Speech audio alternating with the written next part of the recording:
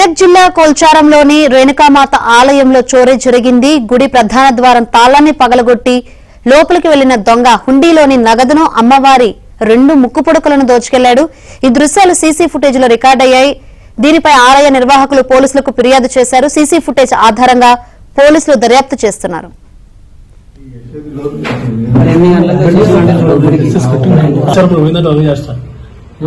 Backup pen drive ఉంటే backup తీసి ఇస్తున్నారు.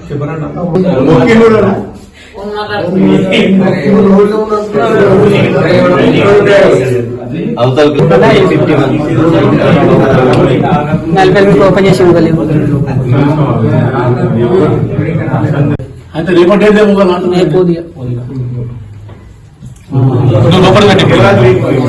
వెళ్లిన దొంగ హుండీలోని నగదును, అమ్మవారి 2 ముక్కు పుడకలను దోచుకెళ్లాడు. ఈ దృశ్యాలు సీసీ ఫుటేజ్ లో రికార్డయ్యాయి. దీనిపై ఆలయ నిర్వాహకులు పోలీసులకు ఫిర్యాదు చేశారు. సీసీ ఫుటేజ్ ఆధారంగా పోలీసులు దర్యాప్తు చేస్తున్నారు.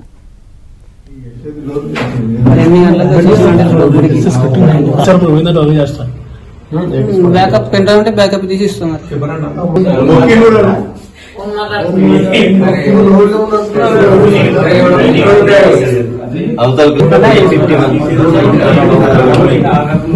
ఓపెన్ చేసి